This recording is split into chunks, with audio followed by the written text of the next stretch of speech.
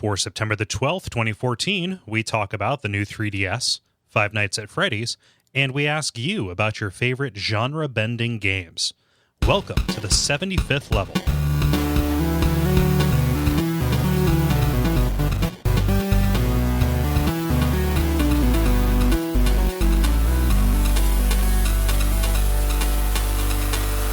My name is Kole Ross. I'm Dennis Furia. Your Davidmon has digivolved into a Jalamon! Yay! Yay! I'm Ben Merkel. Kind of disrupting the flow there, Jala. No, it's good. I can't top it. Yeah, I know. I decide what's good, Ben. Oh, okay. Never mind. Sorry. My Sorry. bad. No, I'm just being a dick. Welcome to The Level. It's a podcast for people who love video games. David couldn't join us because, to quote his text, it's getting crazy over here. Which probably means he's fighting a war with Russia right now. I just... War games, yeah. Like Ben Horn in season 2 of Twin Peaks. They're just reenacting like the Bolshevik rebellion. Like, oh no. Man, that's a deep Twin Peaks cut. Mm-hmm. This is episode number 75, guys. Do you guys know what the material is for the 75th anniversary? Coffin. It's funny you should say that. So this was my way in. It's a gold diamond, which is a color of diamond. I don't know how it's distinct from a yellow diamond, which I think is one of these up here. Or a pearl diamond, which comes later. Or a Neil diamond. Yes. Well, yeah. Diamond solitary, man. Yeah, but there's a whole big table on Wikipedia, and I kind of want to hit at least one of these. Apparently, they've accounted for the possibility of a 90th anniversary. Whoa.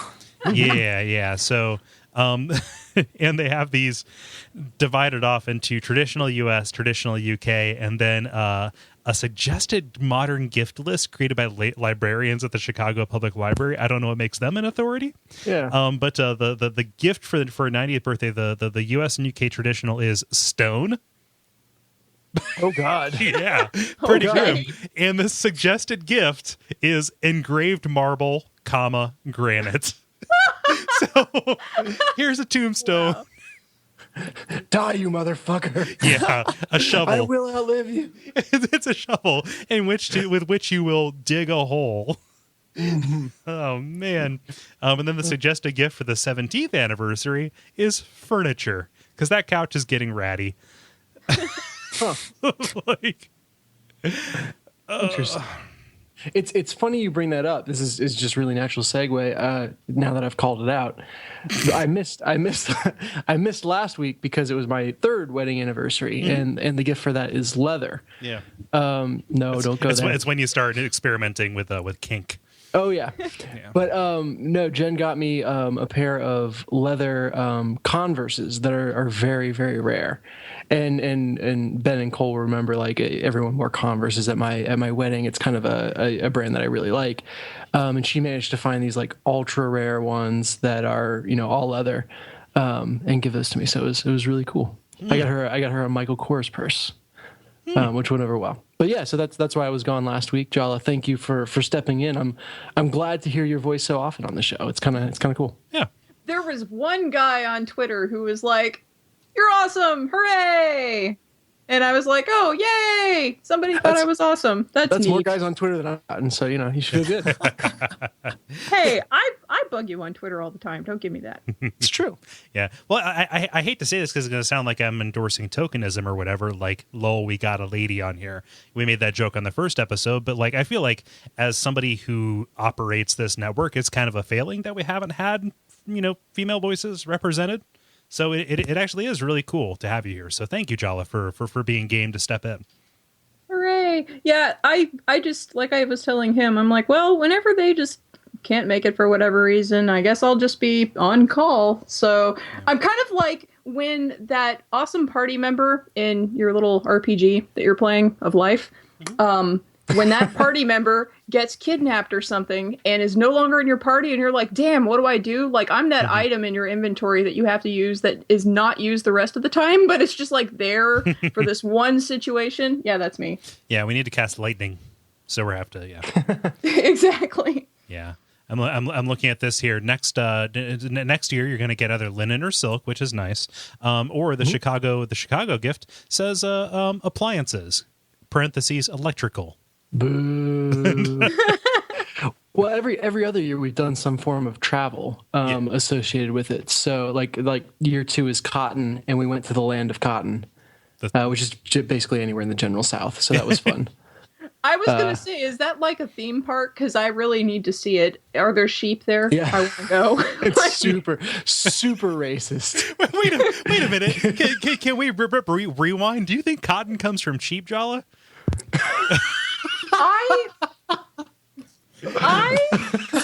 am throwing out all different kinds of animals in my brain. However many fluffy cute animals I can think of. Yeah. Mm-hmm. It's hard. I went to a comic and RPG meetup for ladies, a ladies' night. Hooray! And they had ladies there who made goat soap. It was exciting. What? Goat milk soap. Goat soap. Oh, so it's goat milk fat that is rendered into soap. Okay. Yeah, and so but the thing is, their little reason why they're there is because they named all of their soaps after different characters from comics, movies, games, that kind of thing. Yeah. So every year at the Portland Retro Games Expo, we are situated across from and by every year I mean both years previously, a booth that sells bars of soap that are shaped like video game cartridges. Huh. And scented to smell like it. So like the Donkey Kong 64 smells like terrible games. No, it smells like banana. But one of their default scents, and these are very nice people. So I hate to to throw shade or whatever. One of their default scents is Mountain Dew. Oh, okay.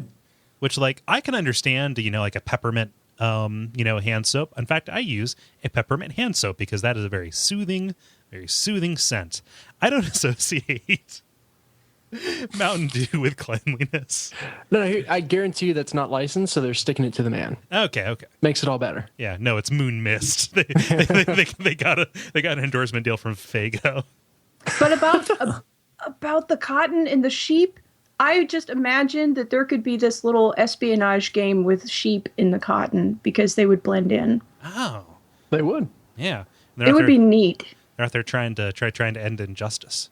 If they have a goat simulator, they should have sheep in a cotton field. It would be fun. If you give them jetpacks, they could go into the clouds. Oh my god, that's exciting! Guys, I'm gonna have to edit all this out.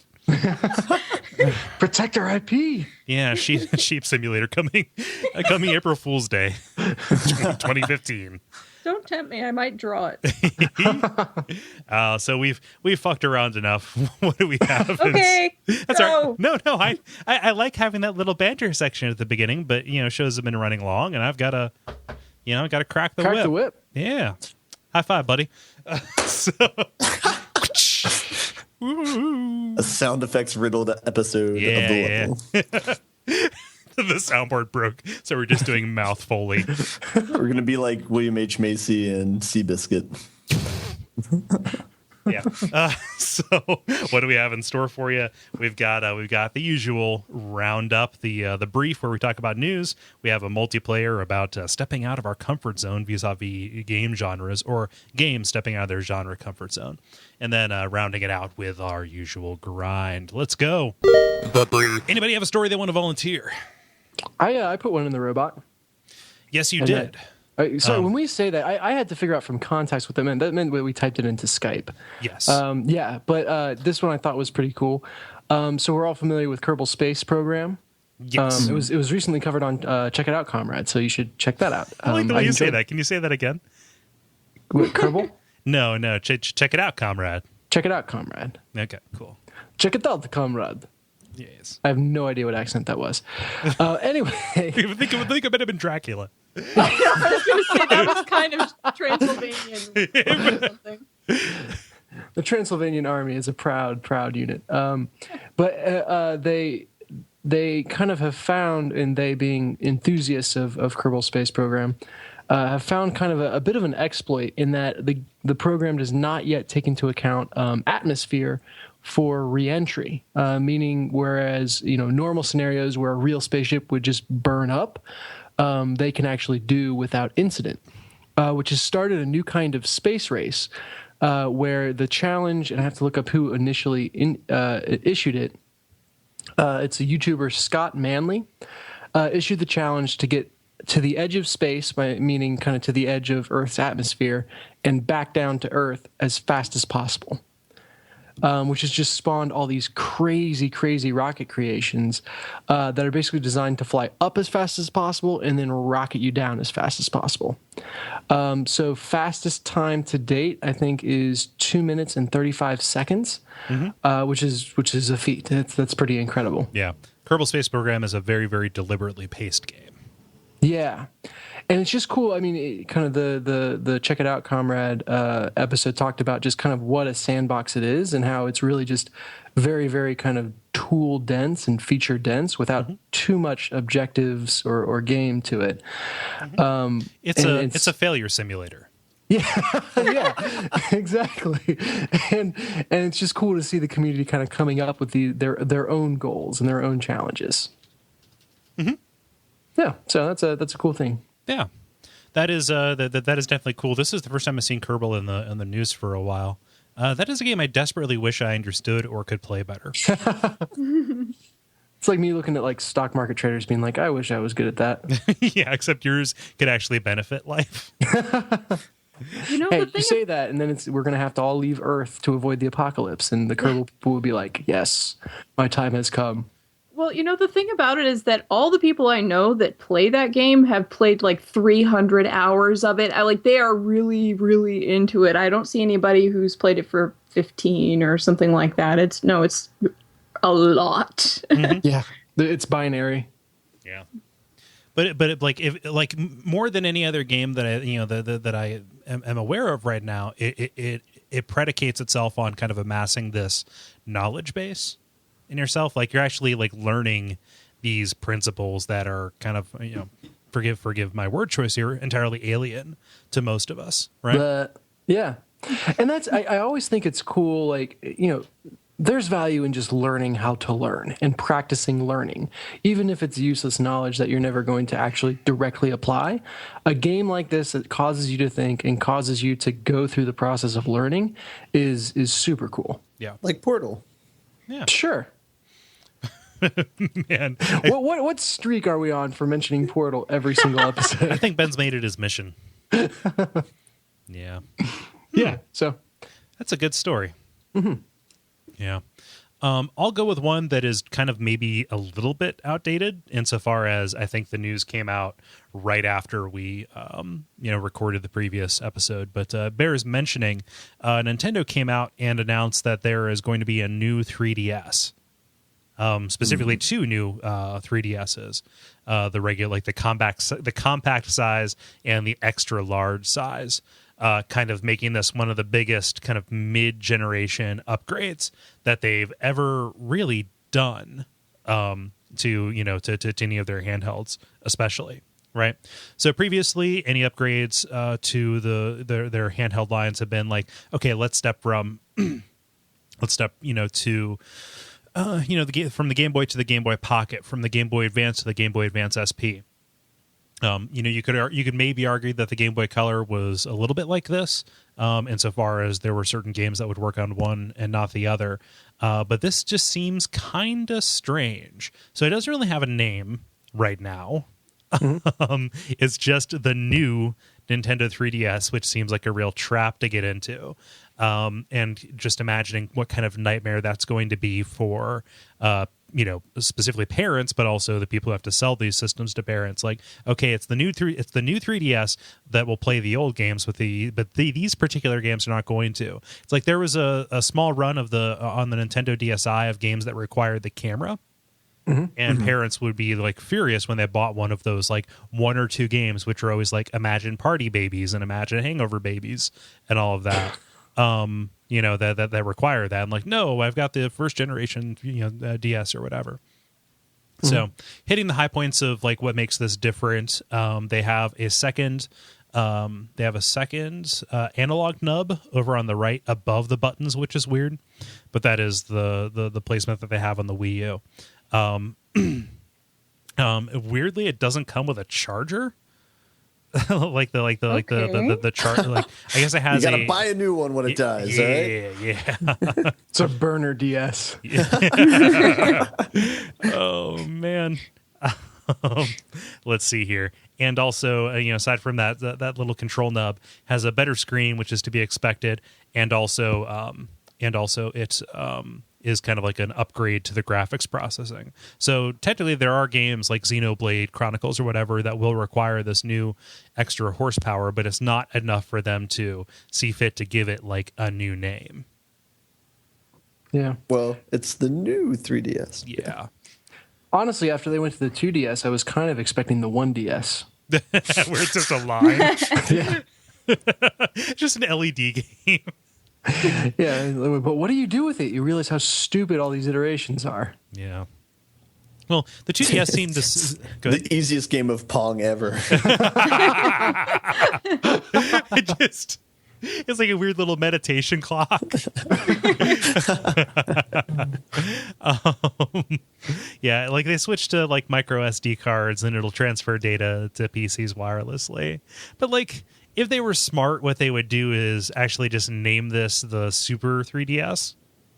Oh, that's good. Yeah, I was going to go 3DSU, but no, because that's what they need to avoid, right? Like, I can't think of any reason they would do this. Oh, also it has secondary shoulder buttons. It's just a like a Pandora's box of surprises on these features as I look up and down this list. No, but like the Wii U suffered from people thinking that it was just just an add-on, and they failed to like properly differentiate it as like this new next generation thing. They could actually get some juice on this and justify it as a new product. I mean, yeah. It would be stupid because it would be almost entirely in the name, but like, don't make the same mistake twice by failing to differentiate yourself from yourself. Yeah, and that's like for the demographic that would be interested in buying that early, they would buy it on the name. Yeah. And, again, talking specifically to this demographic, a lot of which are parents buying these for little kids. And who knows, maybe that is going over to like iPhones as little kids just want to Snapchat pictures of their junk to each other. I don't understand teenagers, guys. It's really scary. But they're going to want to go for the cheaper one. And the downward pressure that this is going to put on pricing is just going to make it like, oh, well, I'm going to get him the cheap one, not recognizing that like, oh, this one actually will play the majority of the games, if that is a difference, right? Yeah. What percent of kids like that do you think are interested in playing Xenoblade? I don't know. Maybe when they grow up. Maybe. Yeah. It seems weirdly Apple-like. This is the 3DS. Yeah. I don't know. Anybody have any thoughts on this, or did I just talk for too long like I usually do? I picked my handheld horse. I'm happy. Yeah. I was playing my 3DS earlier today. I like it. It's really nice. Mm-hmm. Yeah.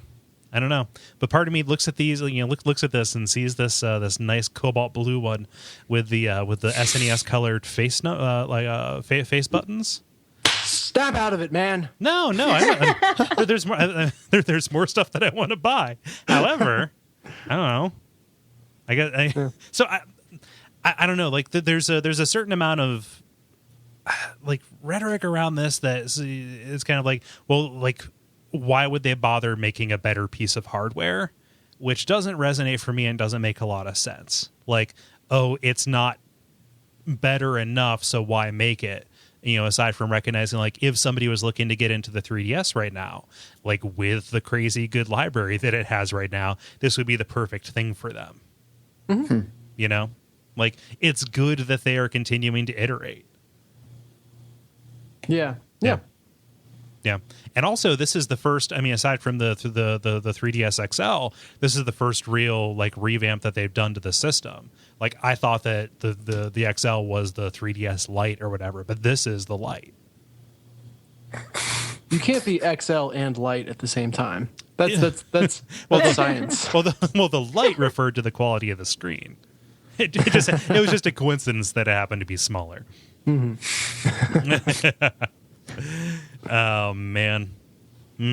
Jala, you said that you were boycotting news stories this week? That's because when David Munn digivolved, it actually froze all of the motion of the Earth, and so all the news stories stopped.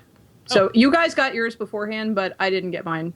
Actually, no, that's not the case. I actually do have a little tidbit. This is, my usual time to say something about a game which is related to Kickstarter because I'm one of those indie people.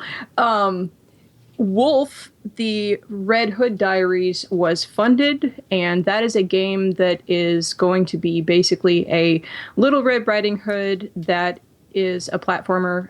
I have the impression that it'll be kind of like American McGee's Alice.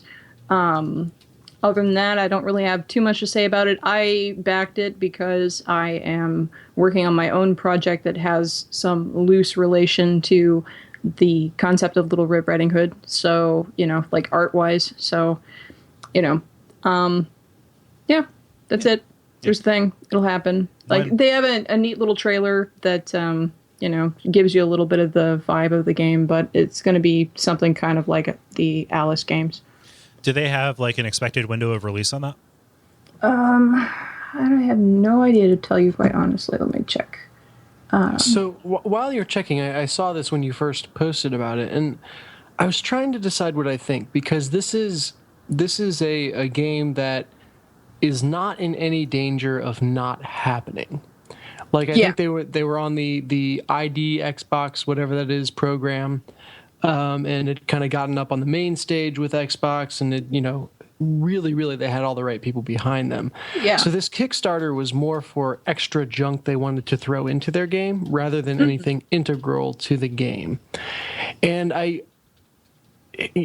wasn't sure how I felt about that. Like on the surface, it's great that that'll enable them to put more stuff into the game, but at the same time, it's kind of like if you don't really need any of this stuff, and probably the majority of the time it'll suffer for editing for having too much crap in it. I don't know. Any thoughts on that? Well, part of the problem, I guess, for me is the fact that I've chit-chatted with game devs and, a lot of their funding issues and, we'd like to do this, but we just don't have the money to, afford the manpower to do this or that, that kind of thing happens. With or without adding more stuff into it via Kickstarter, how many games already have, patches as soon as they release or right after they release anyway? It's not because it's on a Kickstarter that it has this problem. That's just kind of a game industry-wide problem, I suppose, is what I'm trying to say. The image I got in my head was from the Simpsons episode where they let Homer completely design a car with every feature that he wants. It's the Homer. Yeah, the Homer. And it winds up just being this atrocity that is, no one's happy with. Yeah. It's got the it's got the bubble dome, the separate bubble dome for your kids. Yep. has 3 horns, one of which plays like a Karacha. It has one of those things that lets you find your car. Why don't all cars have those? I can keep going, guys. Oh yeah. But I guess I'm trying to decide if I think there's anything annoying or whatever about a game who's kind of, they've got what they need, and now they're just asking for extra on top to put on little baubles. I mean, functionally, what this is a it's a pre-purchase plan. Yeah. Right. Like it's a way for them to get a little bit of the extra juice to get them over the line, and put the last like layers of polish onto it, regardless of what other deals that they have, and to put the power into the hands of of the fans who just want to say like, yeah, I'll front you the money. It's cool. I want this thing to exist. Let's make it exist in this form. I think that Dennis, what you're reacting to without really reacting to it is Star Citizen. which is just a monstrosity where the inmates are running the asylum, and that is a case where, because they keep raising millions upon millions upon millions of dollars, they keep on adding new stretch goals for new features, almost all of which are entirely determined by the fans, right? And so like maybe some of the tension or dissonance that you're feeling is around, okay, so who actually has control over, like, editorial control over what goes into this game? Because damn sure in the traditional model there would probably be a publisher who is putting it over there, but like we're in this weird age right now where no matter what Kickstarter's terms of service are around like ownership of a thing that's funded, the fans are going to take ownership of it anyway. And there's a certain amount of pressure to give them exactly what's perceived that they want, right? The Homer. Yeah. I think it's also with a scarcity mindset of that is money is being donated to them that could be given to a project that really is in danger of not happening. And people are backing this thing, which is going to be fine anyway, when they really could be, getting new experiences rather than extra baubles on an experience that is going to happen no matter what. Yeah. I don't know. I think that because I always have to have something to say. God, I need to fix that. So, dude, this is a fucking podcast. What else do we do? Sorry, I've been very self-conscious about that lately. I tend to just fucking run my mouth. I even forget what I was going. Again, podcast. Yeah. I don't know. I think it's kind of like, okay, can you be upset about Ferguson and ISIS? Well, I'm going to say this in the most hyperbolic kind of way. I think I don't know how scarce it actually is. It's very narrow minded to say that, like, oh, you can't care about both these things at the same time. That said, you have people who are kind of going around. I think it's less of a money problem and more of a publicity problem. Word about this one is getting out, as opposed to these other smaller ones that may not merit the attention but are not getting it. Yeah, sure. Yeah. Fun stuff. Yeah. Jala, we hijacked your story. Yeah. Oh, I know. That's kind of the idea. I'm supposed to throw it out there and let you go at it. So and let us choke on it. Yeah. Hooray! Ben, how about you? Yeah, mine's a sad story, kind of. Batman got delayed, which means I have no reason to buy a next-gen console until next year. Yeah. It got delayed late, too, right? We're a current podcast. What? It got delayed late, too, right? June 2015. So. Oh. Yeah. Yeah. Just to kind of twist the knife a little bit. According to Wolf, it says that they're, like, at least on their Kickstarter, it says it's projected to come out, February 2015? So before. Well, to be fair, these Wolf guys, they've already completed this game. In fact. Yeah. Yeah. They're just sitting on it. It's a power thing for them. If you wanted to twist the knife even further, and both of these are going to be finished before The Last Guardian. Yeah, which I'm not even sure if that's existing. They straight up at ahead of TGS, which I think is running right now. Hey guys, it's the 15th anniversary of the of the Dreamcast. Hello. Oh. Yeah, I know. That's the Crystal anniversary. I'm going to buy my Dreamcast a watch, by which I mean a watch battery for my VMU. No, like ahead of TGS, Sony just straight up came out and said, "Don't look for The Last Guardian. It's not going to be here." Yeah. Oh, to twist the knife the furthest, Ben, I played Arkham City and didn't like it. I'm ready for my beer now. Yeah. All right. Let's end this segment. Ben, get your medicine. Everything's going to be okay. Multiplayer. Now it's time for the multiplayer section where we interact with you, the listeners. Dennis, what question are people responding to? Sure. We asked every once in a while a franchise will dip its toe into a completely random genre. And the results are always interesting. It's it's how Mario Kart got started, and Mario Party, and most of the Mario kind of knockoff franchises. What are some of your favorite off-genre games?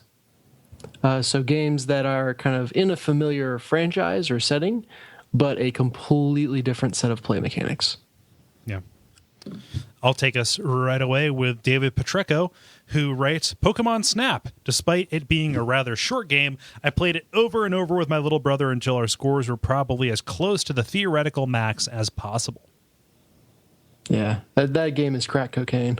Love Pokemon Snap. There's a WAF for that.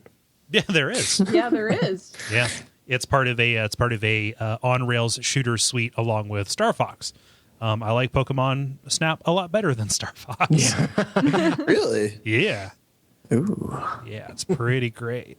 Yeah, no, this is pretty good. I really feel like they're missing an opportunity with Pokemon Snap, like to not bring that back. I understand that maybe it wasn't the biggest sales success for them, and like people didn't immediately get it.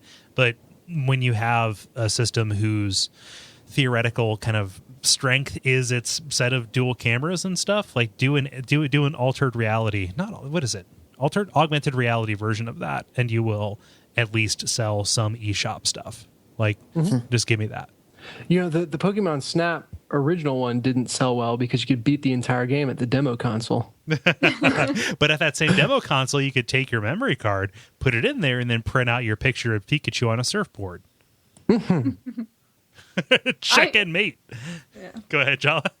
Well, I was just going to say, that reminded me, once upon a time when I worked in a video store, right next to us, we had a game store, and in the game store, they had the Hey You Pikachu, and it was broken, and this little kid did not know that it was broken, and so this one day, he was just like, "Hey you, Pikachu!" and just like yelling, and of course, Pikachu doesn't do anything because it's broken, and so this kid was like freaking out, and it was like, for me, because I didn't have to deal with it, I was next door, it was hilarious, but for the people in the game store, I felt very bad for them. When I worked at a GameStop, there was a kid who would come in and just always play on the demo machine. It was like summer break, and his parents' idea of babysitting was to just drop him off at the mall, as was the attitude at the time. And so our way of dealing with him was just to turn off the TV while he was playing it and say, "Oh, it's on the fritz," because otherwise he would just be blocking the entrance by playing Gran Turismo. Man, that's harsh, man. Well, we asked him to go. I know, but I don't know. From my perspective, I would always walk up the street and play games at Toys R Us when I was a kid. Yeah. So I have fond memories of that. They hated you. They hated you so Yeah. much. So, man. Yeah, we had a place in my hometown called Video Game Exchange, where they had like units up. They had actual TVs, and with systems plugged in. And the thing was, you could ask them to change the game. So like, yes, I would love to play blank, and then they just put it in. That's awesome. Yeah, but they also hated me because it was the worst. Yeah, like it's the worst thing. Did you ask them to change the game a lot? Well, when I was over there, it was right by the haircut place, and when I was waiting, I would go over and say, "Hey, can you put in Battletoads?" And I was like, at first they're like, "Yeah, go ahead." And I was like, "Hey, can you put in, what is that one? Not The Empire Strikes Back, Shadow of the Empire." Like, okay, go ahead. And eventually, they're like, "No, kid, leave. If you're not going to buy something, go away." Oh, so you were burned, and then you just paid it forward to this poor kid in the mall. Yeah. If I can't be happy, nobody can be happy. Man. Dad. You're not my dad. I'm trying to think of kind of a good departure. You have the Hitman Go as the banner image, so I won't use that as kind of the most recent example. That's fine. I'm gonna do a different one. I'm gonna do a different one. As somebody who played a lot of EverQuest, and got into all the expansions and stuff, at least up to a certain point, playing the Champions of Norath. Which turned the proto MMO style of gameplay into a Baldur's Gate-esque hack and slash, was real neat. I would say that it's kind of, that's weird because EverQuest isn't an established franchise. Yeah, they had a couple of whatever, but it was like, okay, I know this world, I know exactly where I'm at, and I know what kind of character I'm playing. Like, I can buy into the myth, but I'm playing this kind of by all rights far more engaging co-op hack and slash with my buddies online, on voice chat, and that was a great way. So I'm gonna use that as mine. Yeah, that's cool. Jala, what's Sam say? Sam says, Metal Gear Rising: Revengeance without question for me. The Metal Gear universe lends itself really well to Platinum's style of third-person action. Also, it's the only game where I immediately bought the soundtrack after finishing it, and I don't even normally listen to emo dubstep butt rock. Wow, you are making an excellent case for that. For that soundtrack. Emo, yes. Yeah. Dubstep, go on. I just kind of stopped and I couldn't even pronounce it because I'm like, what? Yeah, because it's like some eldritch symbols. They're not meant to like signify anything. They like the mind recoils. You have summoned emo dubstep butt rock. It looks a lot like the word buttock too. Yes, it does. Or it could be he didn't listen to emo dubstep, but he did listen to rock, and there's just not a space there. No, it's just there's 2 T's. Never mind. Yeah. No, he just listens to Emo Phillips stand-up records. You see, yeah, that was my Emo Phillips, guys. So we get a little bit of shit for shitting on Metal Gear Solid Revengeance. And I think that wait, we do? Yeah, so like we make flippant comments about it. Yeah, maybe it's just me because I find the name ridiculous. It's on my Steam wish list, guys. Like, on my. Go ahead. Well, I was gonna say it's on my Steam wish list too, but actually, yeah, like on the name tip, I came across a fighting game. It's Guilty Gear X2, and then it has a hashtag, like reload or something like that. After that, I'm like, what? I mean, I like that series, but what? It has a hashtag. Polo. Oh, man. You know, I would have thought that name made no sense about 2 years ago. Totally understand it now. Right. I would just say that much. What, hashtag reloaded or Revengeance? Revengeance. Yeah. No, I get it. I think that, all of us have come to in recent years to appreciate the distinct, let's say, emotional state of mind that, desiring revengeance can put us through. It was ahead of its time at describing a very modern existential condition. I've never played it. I don't have any particular grudge against it. I love the Metal Gear Solid series. I'm not even like angry that that it's a departure. I think it looks neat. I just like it. It's goofy, and something can be goofy and stupid and good all at the same time. Yes. Metal Gear games. Yeah, exactly. See God Hand. God, I'm so excited about that. Oh, it's so good, dude. I started playing it. Oh, yeah? Oh, my God. Nice. So much fun. Yeah, I'm trucking through Half-Life right now to rush to that. I want to get like all of my assignment play done before PRGE so I can just coast. Cool. Yeah. Jala, how about you? You have any favorite departures? Yes, Super Puzzle Fighter. That's kind of related to PRGE. So, yes, Nice. I like Super Puzzle Fighter. It's a lot of fun. I like puzzle games. I like Street Fighter. I like Super Puzzle Fighter. It's kind of a no-brainer. Yeah, competitive puzzle games are just so great. Yeah, and then too, it makes it so much funnier when you've got the little characters interacting with each other, and it's not just Street Fighter. It's they have Darkstalkers and whatever other random Capcom games have little cameo characters and stuff. But it's just a lot of fun, and just to see the little characters doing their signature moves and whatnot against each other is the thing that makes that really entertaining. They also had Super Gem Fighter or something like that, but I never actually played that one. It was basically a super deformed little chibi version of a fighting game where, I don't know, you fight over gems. I don't know. I that's the extent of my knowledge about that. That's it. I played it at a local arcade with my wife, except we didn't realize it. We didn't realize it at the time. One of the screens was like broken in a way that yellows and greens looked identical. Oh. And so I was just like kicking her ass over and over, and I'm like, I don't get it. It's not that hard. You just match all the colors. And she's like, I don't get this game at all. And finally, we realized why I was doing so well, and we switched, and then I did not do so well. One of the screens was in colorblind mode. Right? It was like in colorblind mode, as in it makes you feel like you're colorblind. Yes. Thank you. Sorry, did I just explain your joke? Yes. Yeah.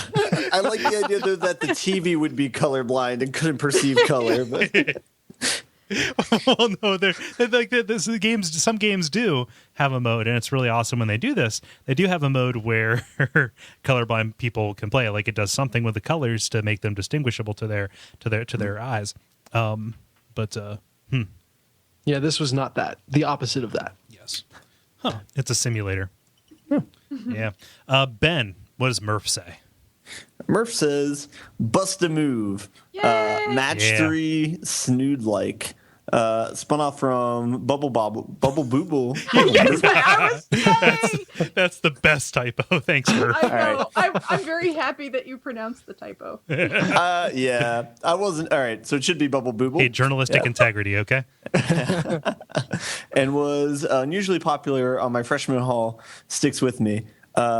Smack was talked as two fat, cute dino thugs cried and cooed.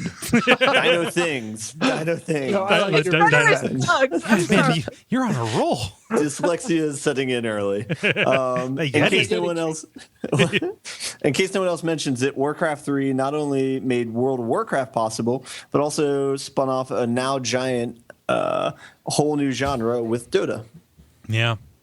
I gotta tell you, like, it was crazy watching the Apple event today, timestamping this episode, and them leading, their discussion of the graphical power with a MOBA. I forget the name of it. It was something stupid. Vainglory. There we go.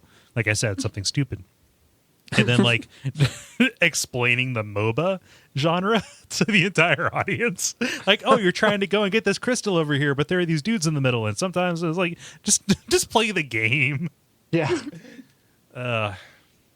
Yeah, Bust a Move. It's weird because I can't hear about Puzzle Fighter without also thinking of Bust a Move. So I was biting my tongue because I didn't want to bite Murphy's stees here, Murph's rather. I didn't want to snake his answer, but I think that both of those were like side by side at the go-kart and water park place that I went to as a kid. So they're very much in the same breath. Mm-hmm.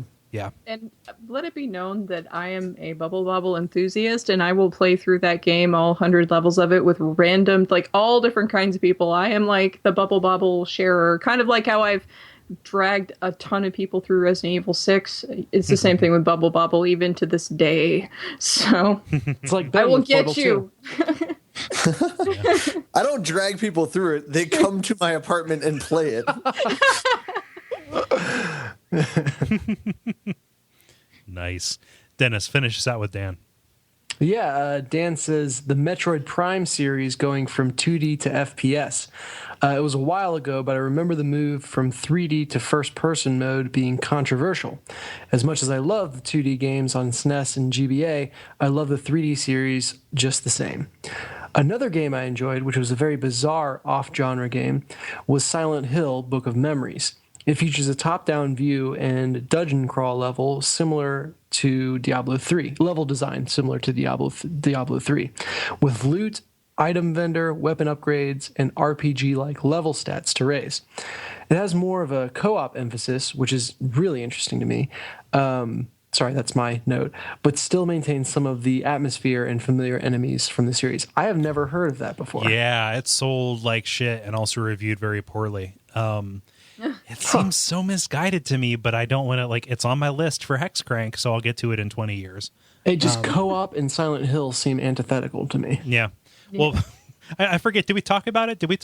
Dennis, as the person who listens to this show, did we talk about Alone in the Dark Illumination? We talked about it being a bad name. Yeah, we did. Oh, yeah, no, you did. Yeah. Yes. Did we mention that it is a squad based multiplayer horde mode shooter? Of course it is. Yes. Yeah. The discussion was more centered on the name, but yeah. Well, only the name had been revealed, but the shit was about to get much more stupid. Mm-hmm. Oh man, how about on the Metroid tip? How about Metroid Pinball? And also the oft overlooked Pokemon Pinball.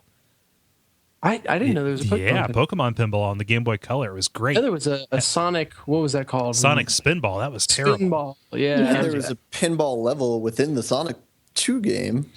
Sonic 1 had Casino Night Zone, and I believe Sonic 2 also had a similar. All right. Yeah. There was also another, just to throw another puzzle game out there, because that's apparently the type of spin-off I like. There was also a Pokemon puzzle game on the GBA. I don't remember what the title Pokemon Puzzle was. League. Yeah. Oh, was that really just okay? Mm-hmm. Yeah. Then Yeah. that was fun. I liked it. Oh, Sonic spinoffs that were actually good. Dr. Robotnik's Mean Bean Machine, which was just a reskin of Puyo Pop. Yeah. Mm-hmm. Yeah. Mm-hmm. Yeah. All of these are things. Man, Metroid Prime really had a lot working against it, and it turned out pretty good. Even though I remember not liking it. Huh. Yeah. I need to listen to that WAF again, but I don't think I've finished it. Yeah. Oh well. Yeah. Yeah. And Dennis, how about you? So yeah, I posted the picture for Hitman Go, which is free for a couple more days, I think, when this comes out. So I think IGN has a link to it. Just Google IGN and Hitman Go, and you can get the game for free. And I think it's normally like $6 or something. But that's it's the Hitman franchise done in like a board game aesthetic, complete with like actual pieces with bases to help them stand up and everything. It's really cool. We've talked about it before. Yeah, you played it, didn't you? Mm-hmm. It's great. Yeah, I've loved it so far. Starting to get where you really have to kind of think through stuff. Not so much to beat the main mission just on the page, but to accomplish all the special objectives, which is kind of what the Hitman franchise has evolved towards anyway. Mm-hmm. Where it's not fun to just kill the person, that's easy, but to do it without being seen or without killing anyone else, or to do it in a special way, or in the case of this board game, in a certain number of moves, is really interesting. Mm-hmm. But the big one, and the one that I'll talk about more in the grind, is Hearthstone. Or Hearthstone. Wow, excuse me. Hearthstone. Pronunciation episode. Pronunciation stone, yeah. Which, correct me if I'm wrong, but that's based in the World of Warcraft universe. Yeah, so I've been playing a lot of that, and I will talk about that more. But those are two great spin-offs. There we go. I don't know why, but you talking about time-sensitive, time-limited things shook something loose for me. If you're listening to this right now, there is a Humble Bundle active. It's one of the mainline ones, so you know it's going to be the good shit. Highlights include Gone Home, Gunpoint, Papers, Please. Oh, snap. Yeah, and if you pay $10 or more, you get Prison Architect Early Access, which is sweet. Well, I'm going to buy that for sometime in the future. This is the problem you start running into is like, I already own all those things. So yeah. Or I own most of those except for like one or two of them. That, I don't know if, depending upon the cost. So it's the Humble Bundle problem. Yeah. Mm-hmm. Yeah. That's when people start getting gifts. Yeah, man. If I didn't feel like the gifts were so like valueless, I have a lot. I just have a lot of unclaimed games in my library. So I don't know. Did Ben? Did you say yours and I just wasn't listening?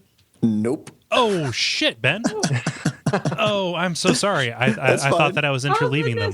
Ben, you were shat on the entire episode. Oh I'm so sorry. Where's Wow. your beer? It's okay. I have my beer. No. Put go ahead and put yours in. Go. Okay. So a lot of the ones that I came up with, I'm not really sure if they're like genre defying or not, because a lot of them are just IP that don't really have a defined game genre. But so what I could come up with, Dr. Mario, I think is a solid one. South Park and the Stick of Truth, I'm not sure if it would count or not. Super Smash Brothers. I'm not sure if Mass Effect 3, the multiplayer, would be a genre defying from the main game or not, but if so, I would count that. And then a whole bunch of Star Wars stuff. So like Star Wars Republic Commando, Star Wars The Clone Wars, some of the mini games and the multiplayer games they had at the end, Star Wars Battlefront, and Indiana Jones Point and Click Adventure. Episode 1 Racer. Hello. Yeah, I was gonna say the Pod Racer. I love that, especially in arcade. Super Bombad Racing. Oh, I forgot about that. And then there's also another one. It's like a Mickey and the Beanstalk game. This is from like way long ago, but it was like a puzzle game, but it was a Mickey game, and that was pretty cool. Oh yeah. That's pretty great actually. This is Castle of Illusion, right? Maybe, I don't know. It's I think it was a separate. Wasn't it a separate game? I seem to think it. I don't know. Maybe I'm wrong. I tried Googling the name for about 2 minutes and couldn't find it. So okay. It features a beanstalk. You go into the clouds each like section of the castle that you go to is a puzzle. You do that, and then you solve one of those number tiles at the end and wake up a giant. Yeah, this is oh gosh, Mickey Mania. Oh, I believe is what it is called. Hmm. Yeah. Huh. But Castle Evolution is awesome. Castle Evolution is awesome. That has nothing to do with anything other than the fact that you mentioned it. Have you played the reboot? I own it. I have not played it yet. I kind of have a backlog. Okay, I'm not sure how faithful it is to the original. I don't know. I'll find out one day. Can you clarify what Castle Evolution is? Castle Evolution? It's a Mickey Mouse game from a long time ago. Oh, okay. That they re-released it. Okay, yeah, it sounded like you were saying Castle Evolution, like you know. Pronunciation episode, I tell you. Yeah, sorry, I misheard you. Huh. Okay. Well, I'm sorry about skipped you, Ben. It's all right. Yeah, it's pretty bizarre because like Star Wars, I think more than any other property has probably has the most diverse genre assortment of any video game adaptation, I guess. They got a lot of different ones. Yeah. But thank you, everybody, for writing in, and thank you, Dennis, for putting this question up. If you would like to participate in this conversation, usually these go up on Tuesday afternoons on our Facebook group, which is facebook.com/TheLevelPodcast. Pregnant pause. The grind. It is now time for the grind, where we talk about the games that we have been playing. Dennis, since you have been away, I would like to volunteer you. Yeah, well, I kind of alluded to it, but I've been playing a lot of Hearthstone. Like a lot of Hearthstone. Like every day, a lot of Hearthstone. Like doing like daily challenges in it, or? Yeah, the daily quest and then some every day. I think this is kind of the perfect intersection of, I'm spending a lot of time on a couch holding a baby, and Hearthstone is really easy to play with one hand and half your attention, and it's free. And I'm learning that I really like deck building games anyway. So it's all just this kind of perfect collusion of things leading to me spending a lot of time with the game. For those who have been living under a rock, it's a deck building game, free to play, released by Blizzard in the kind of World of Warcraft universe. Only insofar as all of the cards and heroes that you can play as kind of have a connection back to that world. So far, I've found that it's really well balanced, and it does not have the feel of there are the pay to win people and the rest of us. I've kind of felt like any game I've got a chance, as long as I get the right cards, which is really, really cool. And I think there have been several card deck building games that are free to play that I think it's kind of a genre that thrives on that free to play model because there's that element of randomness that helps level the playing field. So kind of, the unique thing about, as far as I'm aware, the unique thing about it is that you choose a hero to play as, which is kind of your class. And every hero has a unique hero power, which you have access to every single turn. And then has kind of a unique set of cards to pull from that only that hero can use. So it functions very much as a class system as you're building your decks. And will kind of inform your choice of what normal cards to use based on either you have really good hero cards and so you use that hero, or you have normal cards that would work really good with a specific hero, so that influences your choice. I have to this point not kind of looked up a guide for how to build a deck. There are kind of standard decks that people work with, and if you watch tournaments, which I've spent a bit of time on Twitch watching people play tournaments for this game as well, they do have standard decks. You'll hear people talk about I think a zoo deck or a handlock deck, and I've just kind of messed around and experimented and tried to find combinations based on the cards I have that work well, and I feel like I've been able to do that pretty successfully so far. So it's been a lot of fun from kind of the actual playing the game and then also the meta game of kind of building the deck. I've enjoyed a lot. How many different kind of hero classes have you played around with?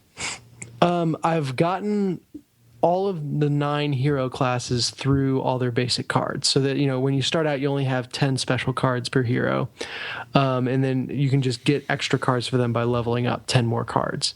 And I've taken all of them through the 10 card range, so I have experience with all of them. I really only play like ranked play with 2 decks, which is the paladin and the priest. Right. Yep. Okay. But it's good times. One thing that I really appreciate, and I fell off of playing it, and it's hard to get back into it, is how different and distinct the classes feel. Like, I understand that they are kind of just, mostly pre-made decks that I've been playing with, and they're very specifically designed, but they kind of evoke the strategy that you would expect, about the difference between the ratio of attack to defense and stuff like that. That to me, being somebody who doesn't really play a lot of deck building or card kind of games, it was neat to see how thoughtfully considered that was. Yeah, it really does fit well. Like, the rogue is all about kind of not having a ton of minions on the board, but having really high spurts of damage from spell cards or kind of surprise cards. Yeah. And then your warrior card, which is kind of your warrior class, your warrior hero, which is kind of your tank-ish character, I guess, can armor up every game or every turn, and has minions that are kind of based around getting extra armor. So it all fits together very well personality wise. I also think it has interesting. It has kind of 3 examples of how to do free to play, which is like good, medium, and bad, which I thought was really funny to find that all contained within one game. So the good is kind of the what it's called, Curse of Nexramas or something like that. It's DLC. Mm-hmm. And you pay a fixed amount, and exactly the single player content you're going to get, and exactly the cards you're going to get from it. And so it's all a known quantity. You know exactly what you're getting for your money, and you can decide, I want to add that to my game, or I think I want to continue playing without it. And it's all very kind of on the table. So I thought that was really good. The medium is just kind of buying packs of cards, which is, you can buy it with in-game currency, or you can buy it with real money. But what you're kind of buying is a random set of cards. So theoretically, you could invest real money and get an entire set of cards completely useless to you. But it's pretty well balanced that you can almost always get the packs or get extra packs through in-game money without ever having to invest. So I can also forgive the randomness from the fact that it's a collectible card game, and that's just kind of part of the nature of the beast. So that's medium. And then the bad is something that's called the arena. And it had actually been mentioned on a show a while ago. I was talking about how I wish there was a game that would just kind of force you to choose a deck from a random pool of cards, and play with that versus, cultivating your own deck over time. Mm-hmm. And someone I forget who, called out, hey, Hearthstone has that, and I've just taken forever to get to it.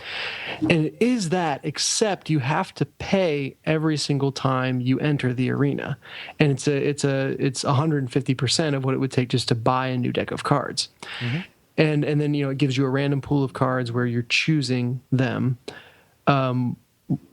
in sets of 3 at a time. So you get offered 3 cards and you pick 1, 3 cards and you pick 1, and you build a deck that way.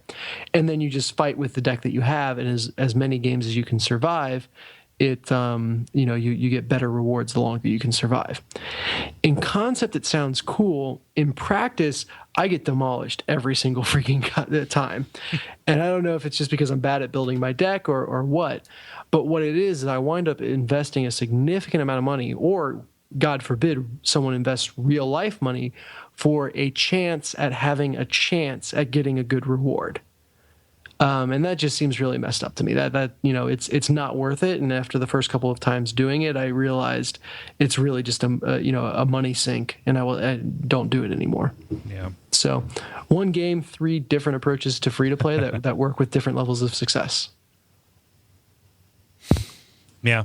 So this gets into the let me see here, like the gambling question. So when you say it's not worth it, is it that it's not worth it to you, or that theoretically this is just a bad value? Because what it sounds like to me is that somebody is kind of paying for the time, like the entertainment of like getting into that, without needing to kind of cultivate their own situation.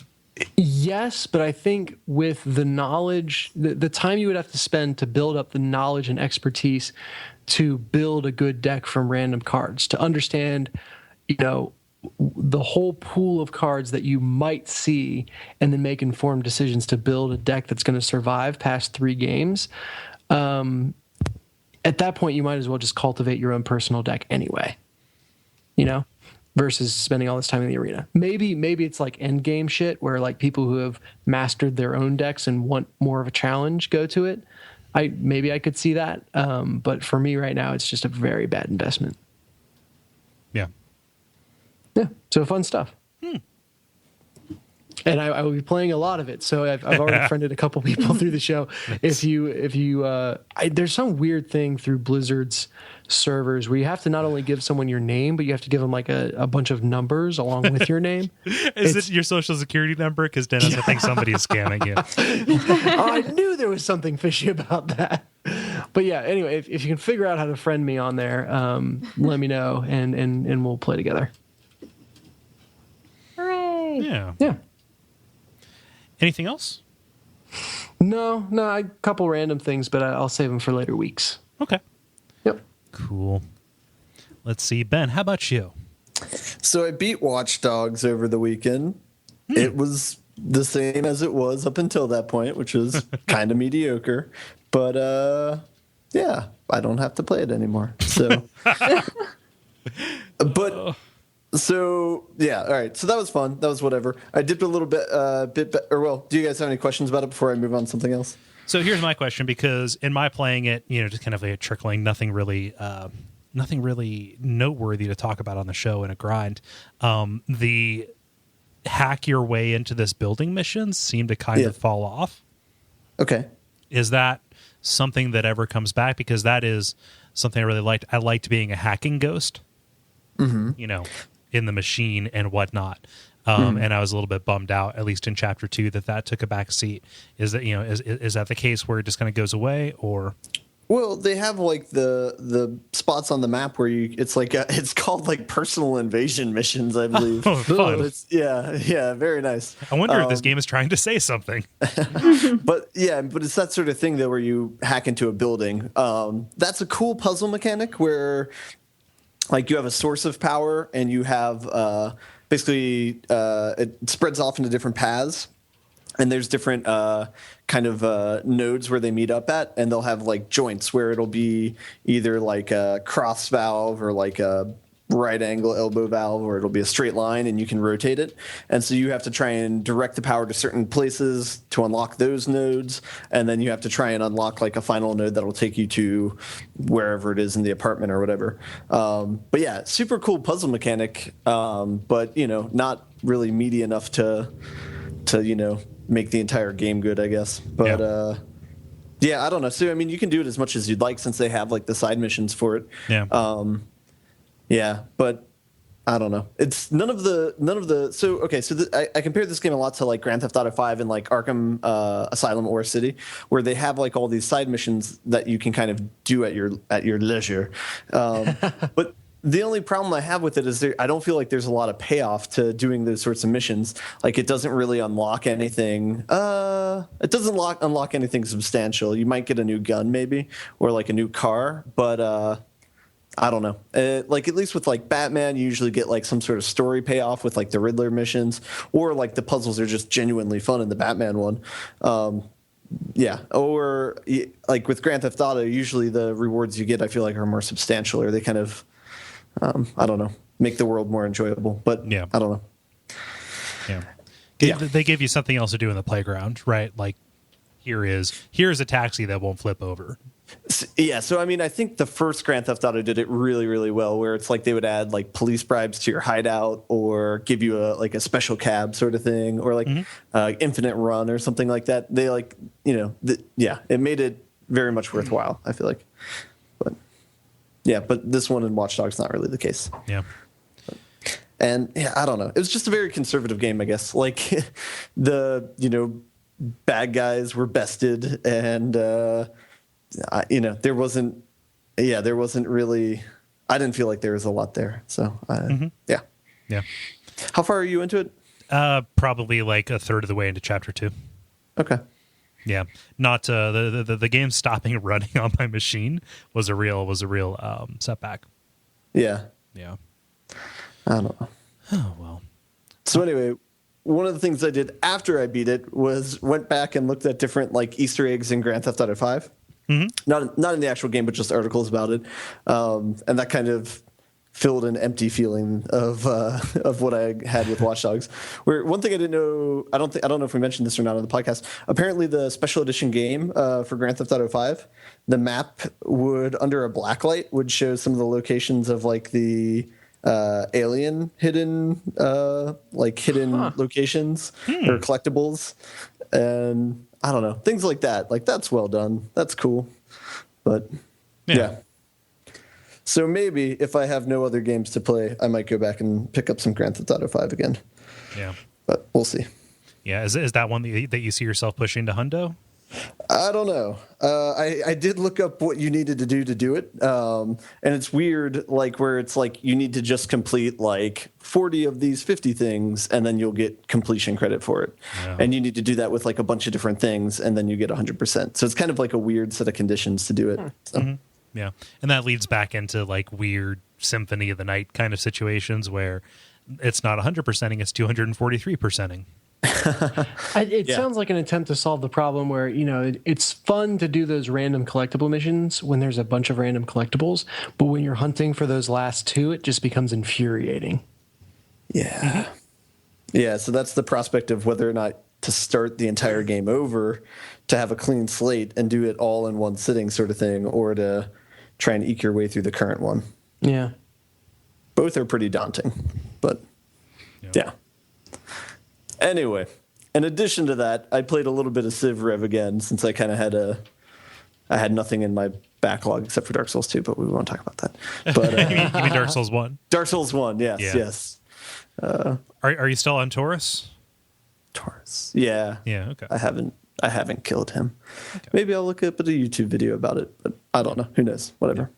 Yeah. Civ Rev, I mean, just kind of more of the same. That kind of seems to be your go-to comfort game.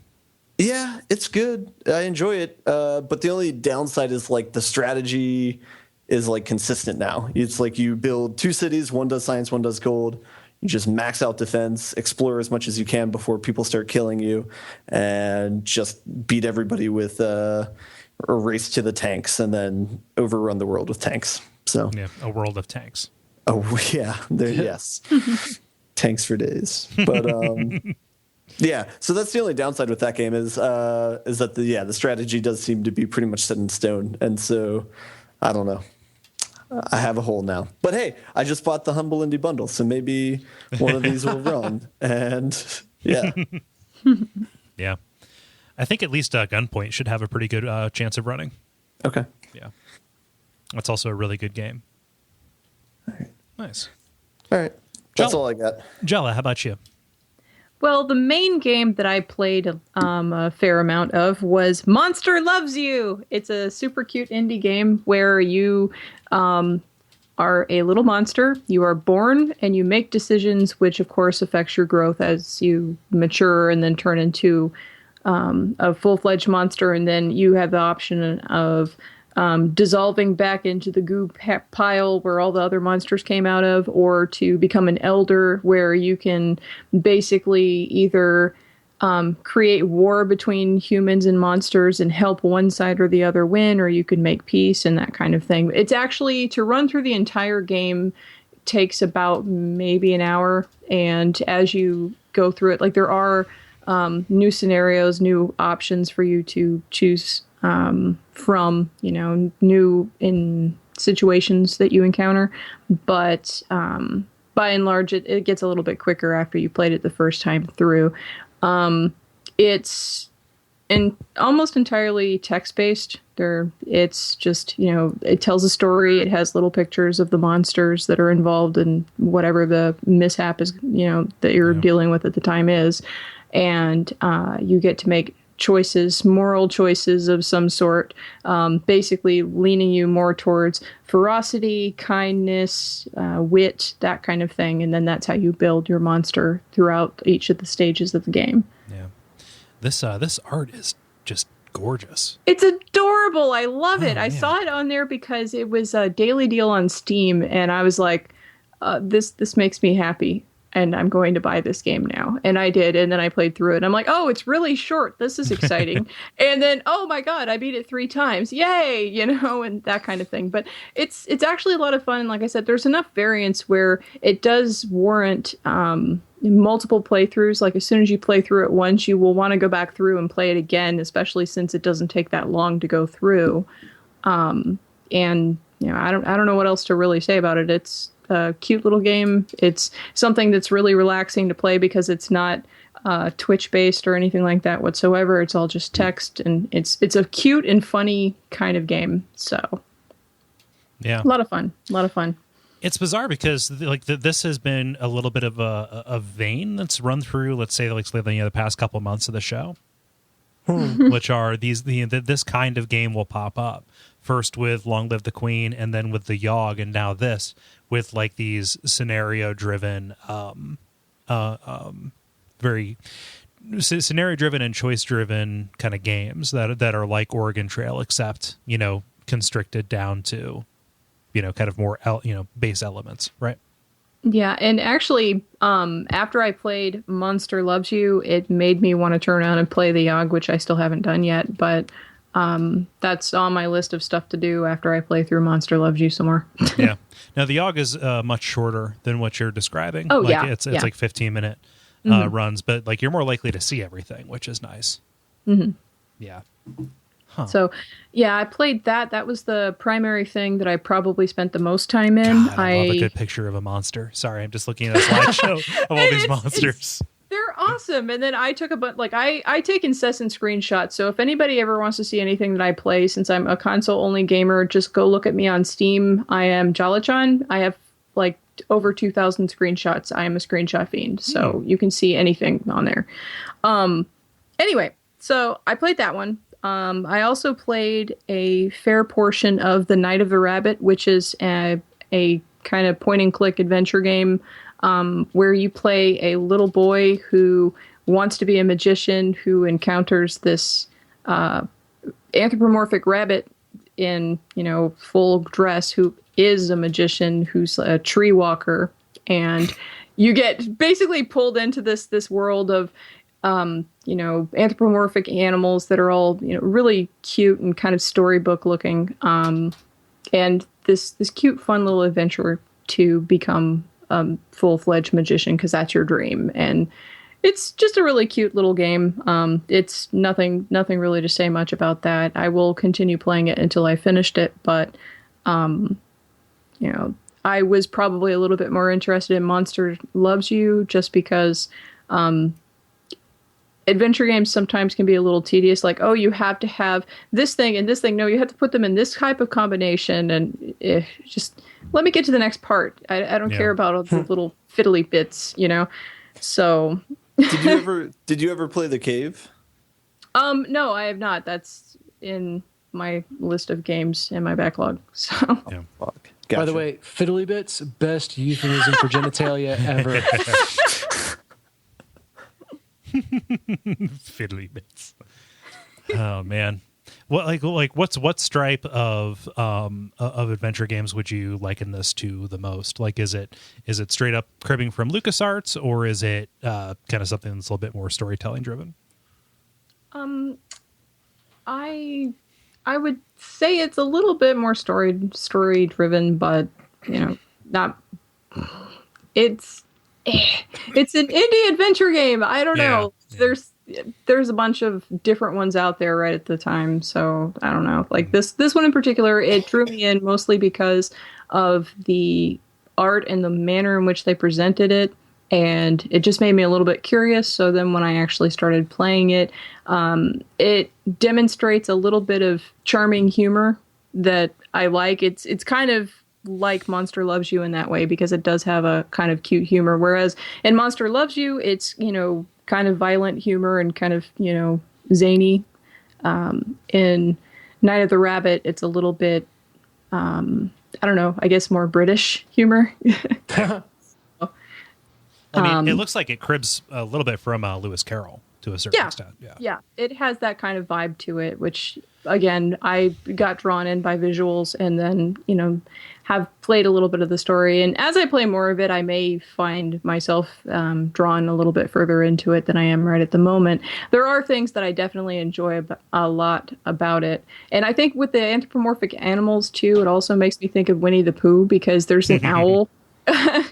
And, he always has to say who, somewhere in there. And so, like they do things like that, which, recalls a lot of different stories that I read as a kid. So it does kind of, it kind of has an indirect nostalgia to it. I love me a cartoon owl. Give me a cartoon owl talking to a monster and I'll be set. Well, there's the main owl, and then I think it's his niece, this little owl. Photorealistic owl. No, it's an owl with a bow who just kind of pops up in random places when you see him in this little treehouse he lives in. So it's just kind of cute and funny. And then on the absolute opposite end of the spectrum, I played just the very, very, very beginning of the Thief game, the newer one. Yeah. So, oh, sure. So What do you think of it?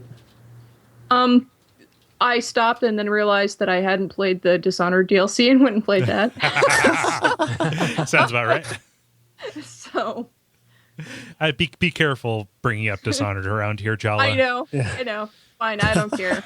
We don't appreciate your kind. No. Long way from home around here, John. That is fine. I don't care. Hey. At the very least, I have an ally in this fight now. Yeah. I don't dislike people who like Dishonored. It's just not my cup of tea. I acknowledge their right to exist. We already drove Ben to drink. I think it's fair if he wants to rib me a little. So. No. Look, as long as you're off this podcast by sundown, we won't have trouble. Hey, I'm the one from Texas. You can't do that. I just picture you, of all the people you would want to give the John Rambo treatment to, like trying to rustle them out of your town for being a vagrant, somebody who likes Dishonored might not be the right way to go. They'll turn into a poof of smoke and jab a blade through your throat. Clearly. Well, I hope they enjoy the rats around the city then. Yeah, they've been doing deep discounts on that Thief game. They really want to sell that. That is a fire sale.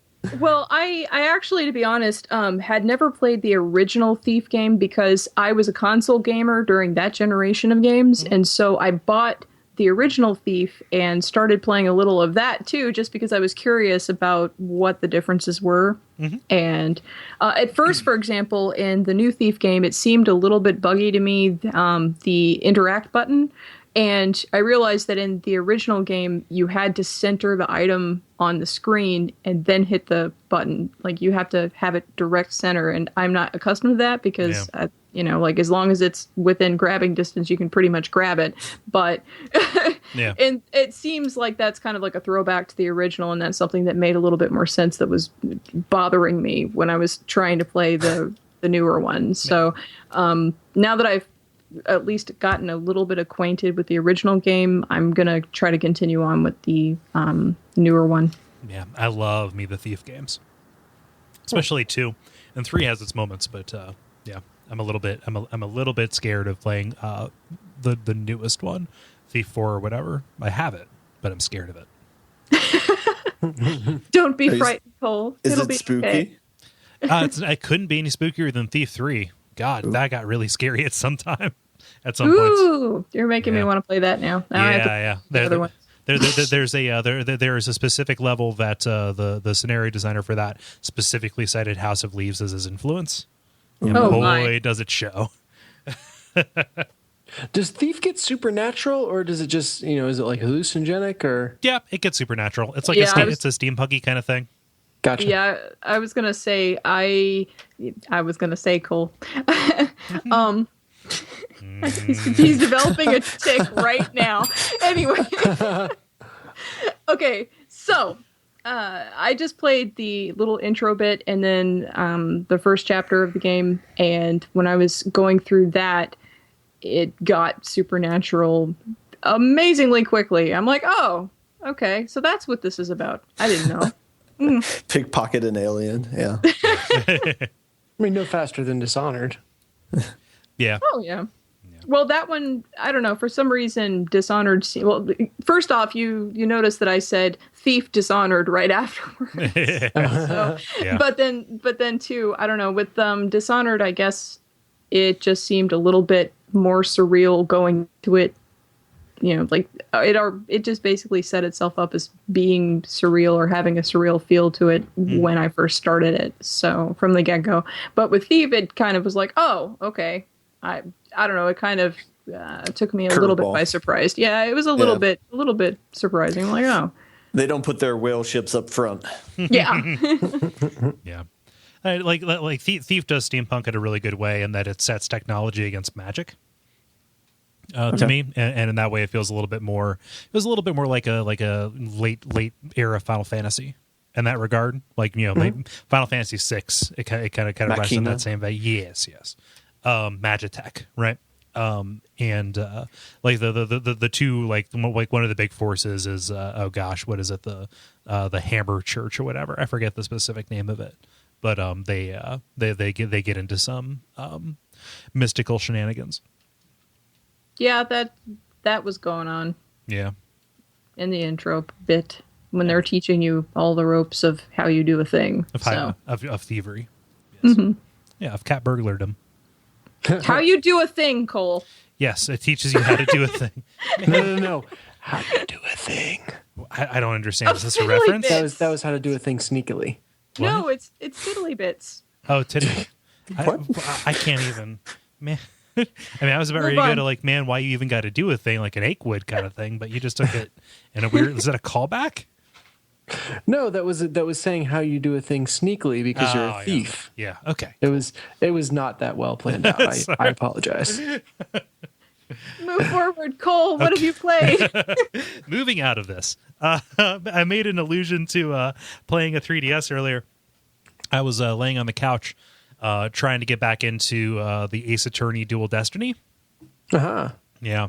I like what that game introduces to the series, but I've been stuck on it for about 10 months now because the case that it leads with after your like introduction case is probably like the least interesting. Like, I have no point of reference for this. It's about like Japanese demon monsters and people who are dressing up as like pro wrestlers trying to so and so to save a village from like a provincial mayordom merging kind of thing. Like it's just like, God, like I've literally been on this in like the first investigation section where you're just talking to people like, okay, who's this dipshit now? Like, and so you might ask me, Kole, why don't you just like put this down and go away? I feel invested in the series for one, but two, like this has happened in the past. Like, it very much does, each different chapter or episode varies in quality and subject matter. So I know that there's probably going to be something cool sitting behind this based on what I've heard about it. But man, is it just a slog at this point? Well, then go get a wiki or something or a FAQ and just plow through it and then let go. Yeah, I guess. I don't know. Like, I mean, I just got to the first trial section, and that's when stuff picks back up. But like when I say just got, I mean I fell asleep during the last talking bit. Well, I was also exhausted from working today, so that was the other side of it. But I don't know. And like as they're introducing more characters, and as they try and build this in, the Ace Attorney, like, the Phoenix Wright games started out as kind of their own goofy thing. And like, yeah, it was a visual novel and yeah, it was anime, but it felt kind of more of a whole. I feel like there's a little bit of anime slipping into it.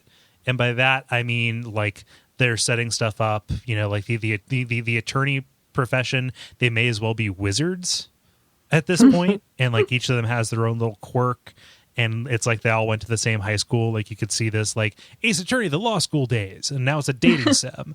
Like it's a little bit goofy in that regard. And then they're all pigeons, and then it's hard to tell boyfriend. Yeah. Yeah. Well, I mean, even that, like, okay, if they're like, law pigeons, great, let's do this. Right? If they have hats, they need hats. Yeah.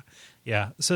But what's weird is even though they might as well be, wizards, this also introduces little things you can do in, like in the investigation and in the cross examination. They bring back Apolojustice, whose thing is he can pick out tells, which is it takes everything into slow motion, and instead of just cycling through a transcript of what they're saying, it's like you pick a statement, and then you can like zoom in, and you have like a really like hyper magnified view of them looking for the part of their body that's like twitching or tapping based on what they're saying, and you can actually draw in on the exact thing that's making them nervous at that moment to get like a better like a better testimony. So it's like a pay attention to the differences kind of sim. Mm-hmm. And also kind of like knowing, okay, this actually, I know something is wrong here, but I don't have any evidence, but I can't get them by just pressing. I need to press on a specific thing. So that's an interesting wrinkle into this. Additionally, they have somebody whose name I forget it. It's like Athena Sykes or something like that, who has a little locket that can read people's specific emotions. And that actually helps you figure out how to respond to them in a way that will, again, get them to reveal more of the situation. So, like, it's bringing more texture into what used to be just look for the logical, or the factual inconsistency or contradiction in this into more of a like, all right, so I know that there's something here, but it's not like A to B to A to B. Like a correlation, like it's not just all relying on the evidence, and that's neat. But kind of the narrative cruft that builds up around it, it's a little bit like up its own ass to a certain extent. Yeah, they've run out of good writing, and so that now they need, gimmicks to uncover stuff. Maybe. I don't know, and it's funny because there hasn't been like a decline. In fact, over the original trilogy, like the quality of the writing actually like ramped up. So yeah. I can't cite like, oh, it's been headed this way in a long time. And I wouldn't say any of it's specifically like egregious. Like it's all, if you're tolerant of that tone and if you're tolerant of visual novels in general, you'll be fine. It's just, I don't know, weird. I guess it's more like instead of having to actually put in the mental work of, laying the clues out and having it actually all go together in a surprising or interesting way, now they can just kind of gate stuff behind finding the right emotion. Maybe, but there's like a little gameplay challenge around that. Whereas, like you can look up solutions for these, but previously you could just it was kind of the adventure game version of just rub everything together. It's like, hey, press every statement and hope that something comes out, and then present every piece of evidence at every statement and hope something comes out. Like right, like it ended up being like adventure game by friction, as opposed to this, which when played right and when you're engaged with it, it becomes adventure game by intuition. That Not is adventure game by exhaustion. Yeah, exactly. Well, I mean, I did fall asleep while I was playing it, so who knows?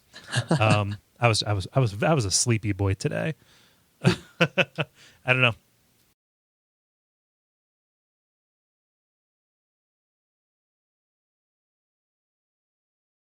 So moving off of that, a listener gifted me a copy of Five Nights at Freddy's. Of what? Okay. What? Has alliteration. There we go. Jala, have you heard about this? This seems like something you would have heard about. Yeah, David has chatted with me a little bit about it, but I have not really poked at it much. Okay, so it's real cool. It is a horror game, and I would kind of liken it to a modern retelling of Night Trap. Huh. So the premise is you're a dude who is kind of taking on a job as a night watchman at a family fun center like a Chuck E. Cheese. Okay. And you're posted up in this room. It's your security room, And the people who run this place are incredibly negligent insofar as they don't give you unlimited power. You just have, a battery that lets you do a certain number of things every turn. And also, the animatronics, even though they can walk loose, they tend to get weird at night and start wandering around. And they get violent in the form of, if they see a human there at night, they will think that it is an endoskeleton that is without its suit. So they will pick you up and put you in a suit, and it will kill you because it sieves all the skin off your bones, leaving only your eyes and teeth. Well, Oh my gosh. Yeah. So your only real explanation for what's happening is kind of like these phone calls, like answering machine messages left for you at the beginning of every night, and you have to survive 5 nights at this place. So I've only gotten into the second night because it gets really difficult. And the gameplay kind of comes from switching through these cameras. So there, you have this little overhead map that shows you which camera you're looking at, and watching for one of these, I think 4 or 5 animatronic monstrosities as they kind of like wander around. And when one is getting close to you, you have to either turn on the light in the hallway to spook them off or close the door. Switching your camera view, turning on the light, or closing and locking the door all consume energy. And if you run out of energy, well, there's Freddy, or there's one of them there to rip your skin off and put you in a suit. And funny. The thing is, as you're kind of cycling through your cameras, there are jump scares that happen, and not just like hey, something is screaming in your face. And when that happens, oh boy, I thought I was inured to jump scares, guys. But like, I kind of had to like step into the other room for a minute and like wash a dish because they bring it to kind of a form of art. But there's also they have an entire trailer for this thing that is just people's reactions to the jump scares. Yeah, it's a little bit obnoxious because streamers have latched onto it as like it's like a PewDiePie thing or whatever. Like, oh, here is just a reaction cam of me playing it, and I get the sense that they're kind of hamming it up. You saw this a little bit with Let's Plays of Amnesia. Like, how loud can I scream over this thing? That's like, yeah, it's scary, but it's probably not like sobbing and cursing my mother and God scary. But yeah, it's pretty spooky and like, oh yeah. But there are also like these more subtle kind of scares as you're kind of figuring out what's going on, because they will just be looming, like if they're not in the foreground, you'll just see a figure looming in the background of a shot, like out of any direct light. But like as the camera pans, you will see like a little glint come off of their eye. I'm like, oh, there's one right there. Okay.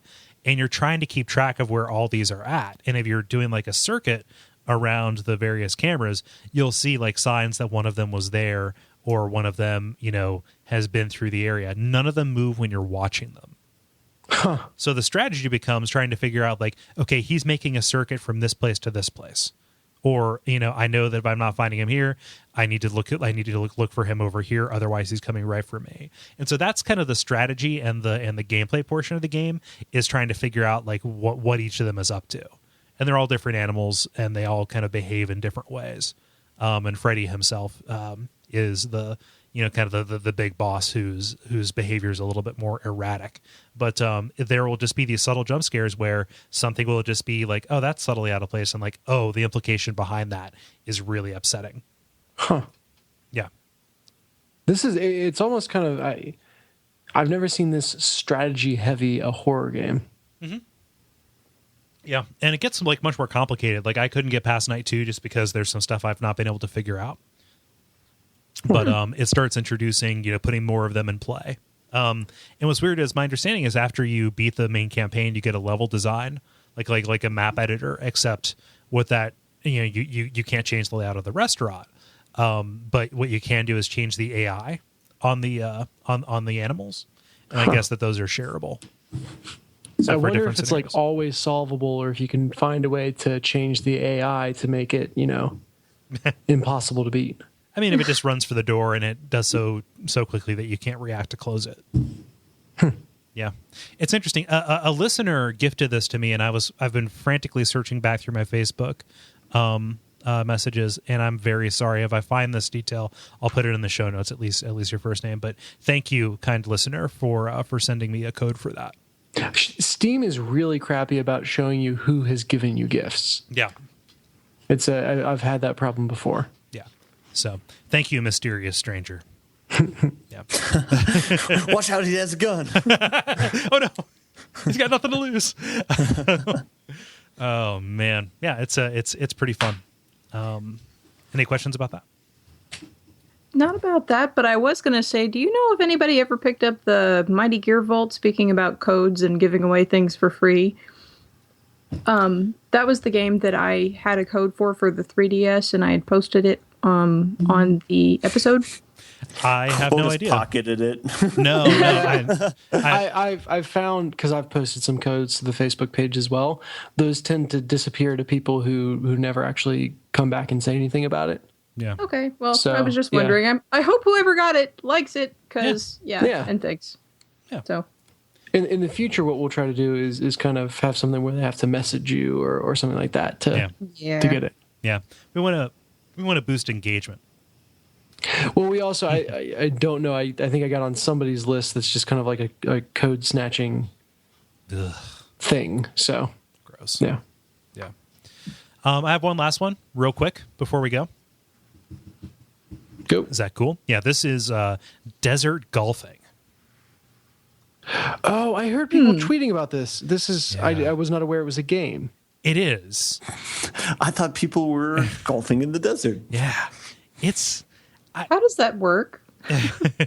Slowly. yeah. Very It's slowly. all one big sand trap. So I heard about this on Video Games Hot Dog, and they've talked about it for a couple weeks now. Does it sound hyperbolic if I call it transcendent? Yep. Okay. Yep. Wait. Is this an iOS game or Yes. a? Yeah. Okay. Yeah. Sorry, I liked how quickly you fired that off. Well, I was going to say this is a golf game, so I'll have to agree there. Not a golfing fan. So it's side scrolling like Super Stickman Golf. Instead of having like a shot meter where you're timing it out, it's almost like a pool game where you draw, like you set your finger on the glass and then you draw it back a certain distance, and that distance and the angle determines the velocity of your shot. It is theoretically without end, and it is entirely procedurally generated, and the levels get and the holes get more chaotic as you kind of go along. So I'm on hole like 150 or something right now. It sucks a little bit because I'm going back and forth on my iPad and my iPhone, both of which they don't keep in sync. So it's two separate games, and there's no par. You just have kind of your total number of shots that you've taken. And So good. Is this procedurally generated as in everyone's course is unique, or is in it's kind of all on the same seed and it'll just keep on going forever? I'm not entirely sure. I couldn't speak to like if my experience is the same as somebody else's, but like from my understanding is that it is random. Like it, maybe there are certain rules that it adheres to, and like I said, it ratchets up in complexity. So there's something that is kind of progressing as the whole counter kind of ticks up. I don't want to spoil anything, but I hear around hole 300 there's a cactus. Oh, no, I'm not going to play it. Worthless. Yeah, but it's like, I don't know. It serves exactly the role that I want an iOS game to serve, which is a brief 30-second to 2-minute reprieve as I just kind of pick it up and get presented with these new situations that are both kind of a test of whatever dexterity this requires, but also very basic problem solving of like, okay, how do I make this approach, right? And the idea that it goes on and on without end is what makes me call this transcendent in a certain way, which is out of the monotony there are these cool little moments. And they talked about this on Video Games Hot Dog, and I was skeptical of it until I kind of felt it a little bit myself. You have just kind of these long stretches of something not particularly new or out there, but there is a specific combination or a specific angle of shot which brings up something that I feel a lot when I do real golf, which I don't do enough anymore, which is you get that one shot that keeps you coming back. And so like it does something weird enough that like gives it this weird I'm saying weird too much now. It gives it a texture that you wouldn't expect from, or you wouldn't even be able to expect from something that is as, kind of designed or bespoke as Super Stickman Golf, right? There are no power-ups. There are no real gimmicks aside from just different angles and different slants and different elevations that everything is at. That's awesome. I think that a large part of the, not addictiveness, that's a bad word for it, but like the moxie of iOS games is the capability to do that sort of thing. Yeah. And kind of and be able to kind of just come to it whenever and know you're going to get something that's just small, but will always be there. Yeah. If it wasn't a distraction behavior, by which I mean something that I did to silence my own thoughts, I would almost call it a meditative experience, which is, something that play does a very good job of sometimes, which is giving you something to do with your hands and something to like look at with your eyes while your head kind of works on whatever it's going to work on. Yeah. Yeah. It's like a little bonsai tree, except with golf. And a single cactus somewhere. maybe it gets like, oh man, I don't know if I would love it or if I would hate it if they slowly like brought it into different terrain. Like maybe around a whole 1500, there's like, it starts snowing. It's really more of a Zen garden. You just get a rake. It's like Journey. Yeah, that's almost exactly what came to mind. Yeah. It's also just $1, so nobody has any excuse. Unless they don't have it. I don't know if it's available off of iOS, but yeah. So there. Yeah. That's that's it. I feel good that I've actually played games this week. Yay! Yay! We did it, guys. Want to button it up? Do it. Sure. That was level number 75. Thank you so much, everybody, for listening, and thank you, Jala, for joining us again. Thank Thank you, Ben, and thank you, Dennis. Oh, Yeah. Mostly that was Ben. forced. What was forced? Nothing. No. I don't know. I thanked one person, then I realized, you know what, this actually is something that you guys make time out of your lives to do, and I really appreciate it. So I wanted to... we get it. We're last year's model. That's cool. Okay, cool. Yeah, no, one of you is silver, one of you is gold. Okay. Fight to the death to find out who is who. Fight for my love. What are we thinking of here? What can you do? If you're listening to this on Friday, there is still time to vote in the Watch Out for Fireballs Autumn Adventure Game poll. Any of the Patreon backers have the ability to do that. The options are I Have No Mouth and I Must Scream, Riven, the sequel to Myst, Sanitarium, and Grim Fandango. I'm looking at the results page now, and it is still very much anybody's race. Even though my preferred one had a very commanding lead at the start, and now another one is creeping up on it. I want to keep it a secret ballot here. Hush, hush. Yeah. Hush, hush. Yes. You don't want to influence the results. No. But yeah, so that is just Duckfeed.tv/Patreon. Support the network, support that show, support this show. I know that people who listen to this like adventure games, and any of these are going to be good discussion fodder. But for this show, it's been a little while since we've gotten an iTunes rating or review, so if you're a new listener who has not hopped up on that, it's very much appreciated. It does help us out, not just for ego bucks, but for whatever black magic happens behind iTunes scenes. Then the Facebook group, facebook.com/the Level Podcast, and the good old-fashioned telling a friend. Mm-hmm. Did I miss anything, guys? Jala, where can people find you? They can find me at neonskystudio.com or on Twitter at Jala. Just for you, Ben. Just for you. I'm saying this from outer space. You know you're going to have to do it again at the end, right, Jala?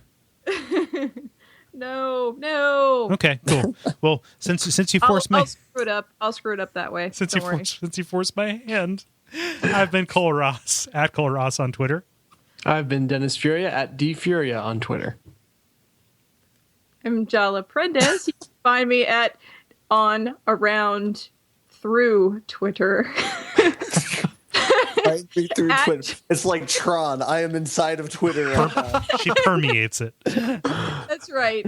Hashtag duck. Seriously though, I have several of them. I have Jala-chan, which is, my personal one. I've got Neon Sky Studio, and then I also have Sailor Moore, which is for my comic, which the Waffle, the mascot for Watch Out for Fireballs, showed up on the last page of my comic last week. So you guys need a mascot. Sorry, we've got that little guy on our logo. He's not cool enough. Yeah, he's just a bathroom can't guy. beat Waffle. The mascot will find us. We don't find the mascot. Yeah. We have to speak through it. It's like sculpture. Our mascot will be inside the marble. Yeah. And then we can't forget Ben. We can't Ben forget Ben. Merkleiser on Twitter. there we go. I don't have a title, but I want to have everybody stick around anyway for our deliberation. Good night.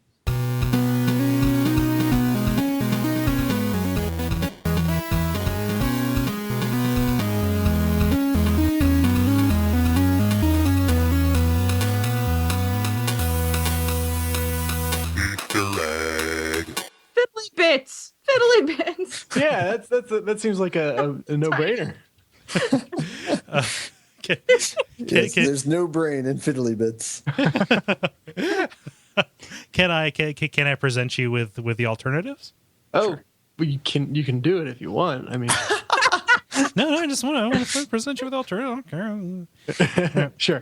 A failure simulator. Pronunciation episode. That's a good one. And Fiddly Bits. That is the best one, though. Okay. I'm sorry, Fiddly Bits. Yeah. Okay. Cool. Not to take away from any of those other titles. This is just one standout. Yeah. Oh gosh, am I about to watch somebody die, Ben? No, probably not. Not on camera, at least. Probably not. Not viewed in camera. Whatever. Yeah. Oh god. It's like the earth decided to stop holding him. That's a fun feeling to watch that and feel. Oh, Well, it goes right into slow motion. You can see watching him grasp in vain at the seat. Oh my god. The Mr. Freeze boss fight was a masterpiece, though. Yeah. yeah. Agreed. Huh. Are you going to talk about that in a grind, or are you? No, I'll let that be my mention because I really don't have anything meaningful to say about it other than it was meh. I liked the Mr. Freeze boss fight, but felt no compulsion to play beyond that. So, Okay. Yeah. Yep. It is. So the one thing that's weird about Arkham City, since we won't talk about it in the grind, we can just decide it here. Let's spend 6 hours on it now, off air. The one thing that's interesting about it is one of the coolest things about the first game, Arkham Asylum, was the fact that it was like a small, intimate setting, and they decided to go completely against that with Arkham City, making it open world, yet still making it somewhat intimate. And if you're going to go open world, it has to be fun to get around that world, and it's wicked not. You don't like that? No, it's like all the worst parts of Assassin's Creed. That just. It's everything is too spaced out for just like running there. The running is very slow and sloppy and not fluid. The gliding I could never really feel like I was in control of. It always felt like it was just on a direct line to the closest surface. Okay. It just and the way they did the mini map of it kind of just pointed you in a direction, but I never had a sense of place for where I was in the city and where I was trying to get. I was just following a marker on my compass, and was always annoyed when there was a big building in the way, and I'd mash R1 until I was on the top, and then it was very mindless to get from place to place. I would say. See, Okay. I mean, okay. We didn't want this to turn into discussion. Maybe this will be post roll. I don't know. Yeah. I felt like they trickled out enough upgrades to your mobility that my ability to get around kind of rose with the curve of where it was expecting me to go, and also, the tools that it was giving me. Yeah, right? I almost exclusively took combat upgrades, so that could be the case. Yeah, eventually, the whole I'm going to dive bomb and then rise up higher somehow. like Physics. Bad physics. Yeah. I would love to see a comic where any incongruency or plot hole that someone points out about Batman shouts down just by yelling "Bat physics." It's just bat whatever. Yeah. I thought that was neat. Like I felt like that was a skill that it was trying to teach me, and eventually through doing those ring challenges, I just straight up mastered it. Yeah. So, what did you think about the side missions? A surprising interruption. Like I'd be on kind of the critical path and find a Zaz phone, and which would take me completely to the other side of the city. But then I didn't feel like there was anything meaningful for me to do after that, except wander back to the critical path. Yeah. And I think side missions work when you can kind of chain them together, and it's like, oh, now there's always something new and exciting. And I didn't feel like it was dense enough to really have that effect. Okay. Yeah. What did you think of the Mad Hatter mission? I didn't get there. I only played up to Mr. Freeze. Oh. Okay. I asked if there's any other bright spots that I should work towards. I can, I'm open to it. But so wait, did you not beat the game? No, I played up to Mr. Freeze and then was done. Oh. Okay. Yeah. Yeah, I don't know. I mean, there's some parts of it that I could see arguments lobbied against it as just being kind of perhaps over the top thematically. But the part I'm thinking of is like the both the bottom and the top of the tower, like both those areas being a little bit weird, like the world of past or whatever. But yep. I don't know. It like even if I don't like. If it's not my cup of tea, I do appreciate like their commitment to their style of like the Batman. So yeah, that's kind of how I interpret it, I guess. So. Yep. Cool. Let's keep going. All right.